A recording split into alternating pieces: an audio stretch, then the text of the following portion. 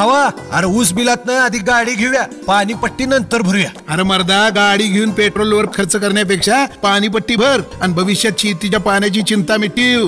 कोल्हापूर पाटबंधारे मंडळांतर्गत कोल्हापूर पाटबंधारे विभाग दक्षिण आणि उत्तर कोल्हापूर यांचे विनम्र आवाहन, पाणीपट्टी भरा, जलसंपदा विभागास सहकार्य करा.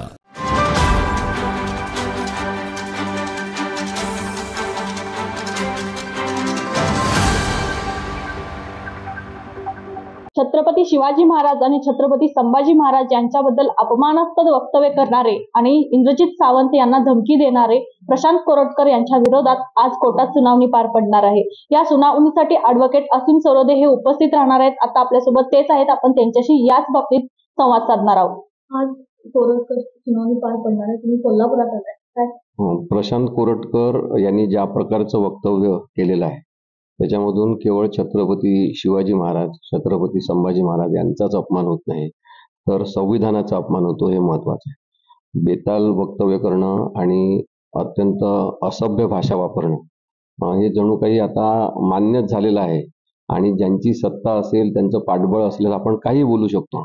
हा जो फाजील आत्मविश्वास काही लोकांमध्ये निर्माण झालेला आहे तो सुद्धा तोडून काढणं या केसच्या निमित्ताने महत्वाचं आहे असं मी म्हणतो. कारण की प्रशांत कोरटकर ही एक प्रवृत्ती आहे. हे असे माणसं वाढलेलेच आहेत, महाराष्ट्रात सगळीकडे ते मुद्दाम वाढवले जात आहेत.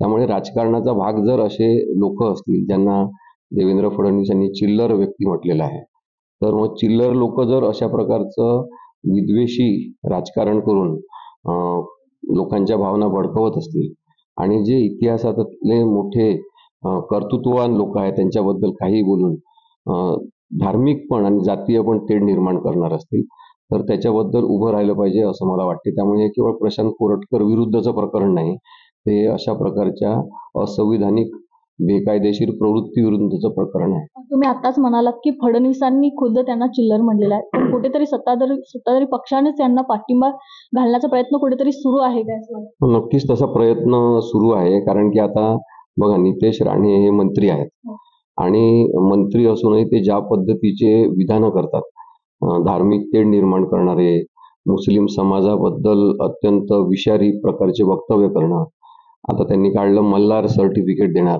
म्हणजे हिंदू खाटीक आणि मुस्लिम खाटीक यांच्यामध्ये ते भेदभाव निर्माण करणार. तर प्रत्येक ठिकाणी छोट्या छोट्या गोष्टींमधून भेदभाव निर्माण करणं, विषमता निर्माण करणं, हा जो विषारीपणा आहे हा अत्यंत धोकादायक आहे.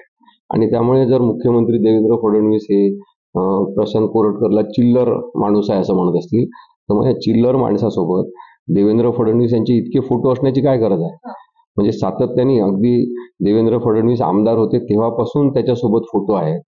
तर हा चिल्लर माणूस वाढवणारे चिल्लर आहेत की आपल्याला राजकीय नेते म्हणून काही लोक चिल्लर भेटलेले आहेत, या सगळ्या गोष्टींचा विचार आता लोकांना करायला पाहिजे. आता कोल्हापुरात सध्या एक मुद्दा गाजतोय की शिवाजी विद्यापीठाचं नाव छत्रपती शिवाजी विद्यापीठ असं करावं आणि यासाठी आता मोर्चा सुद्धा आज निघणार आहे.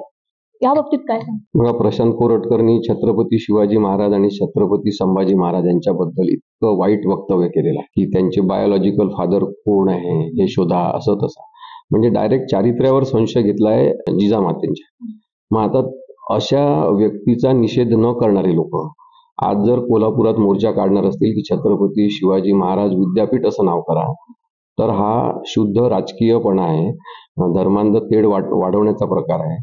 यापूर्वी ND पाटील सरांनी अशाच प्रकारचं आंदोलन झालं तेव्हा सांगितलेलं होतं की शिवाजी विद्यापीठ असंच असलं पाहिजे, कारण त्याचं ॲब्रिव्हिएशन होऊ शकत नाही, म्हणजे त्याचं लघुकरण जे करतात ना, जसं आता छत्रपती शिवाजी टर्मिनस, छत्रपती शिवाजी महाराज टर्मिनस असं झालंय, पण त्याचा शॉर्ट फॉर्म लोक वापरतात. त्याच्यामुळे शिवाजी विद्यापीठ म्हटल्यावर कोणी शॉर्ट फॉर्म करणार नाही, ते शिवाजी विद्यापीठच म्हणतील.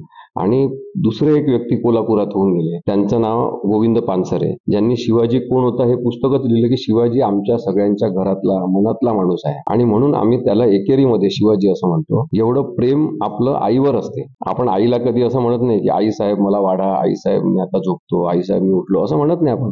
आपण आईला एकेरीतच म्हणतो आणि म्हणून आईसारखं प्रेम असणारी व्यक्ती म्हणून शिवाजी असं एकेरीत म्हणणं हे वाईट नाही असं त्यांनी सांगितलं होतं.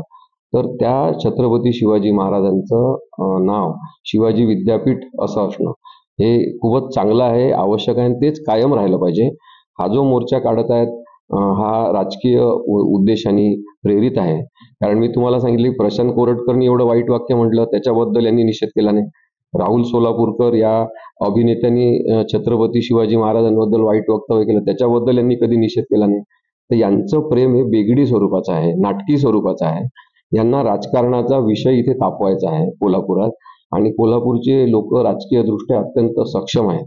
राजकीय दृष्ट्या प्रगतशील विचारांचे लोक म्हणून कोल्हापूरचे लोक ओळखले जातात. त्यामुळे कोल्हापूरचे लोक याला थारा देणार नाहीत असं मला वाटतं. मात्र कोल्हापुरात सध्या सत्ताधारी पक्ष जे आहेत त्यांचीच आहे. 10चे 10 आमदार आता त्यांचेच आहेत. नाही बघा ते तरी त्यांनी हा प्रश्न दाबण्यासाठी आज ही मोर्चा काढण्यात येते अशी चर्चा देखील आता सध्या सुरू आहे. बघा भारतीय जनता पक्ष किंवा इतर पक्षांमध्ये ते लोक आता असतील पण ते कोल्हापूरचे आहेत हे तुम्ही विसरू नका. त्यामुळे ते नेते कोणत्याही पक्षात असले तरी ते कोल्हापूरचे आहेत आणि त्यांना सुद्धा वैचारिक पार्श्वभूमी आहे. त्यामुळे अशा मोर्चांना किती भाव द्यायचा, किती महत्व द्यायचं हे त्यांना सुद्धा माहिती आहे. त्यामुळे ते राजकीय लोक सुद्धा कोणत्याही पक्षात असले तरी अशा प्रकारचं राजकारण महत्वाचं आहे असं ते मानणार नाहीत असं मला वाटतं. आताच आपल्यासोबत ॲडव्होकेट असीम सरोदे होते. आज कोर्टात सुनावणी पार पडणार आहे आणि या सुनावणीसाठी ते उपस्थित राहणार आहेत. खरं तर या सुनावणीमध्ये नेमका निकाल काय लागणार याकडे आता सर्वांचं लक्ष लागून राहिलं आहे. कॅमेरामन नाज अत्तरसह अमृता पवार, माझा महाराष्ट्र न्यूज, कोल्हापूर. ताज्या घडामोडी पाहण्यासाठी माझा महाराष्ट्र न्यूजला आजच सबस्क्राईब करा.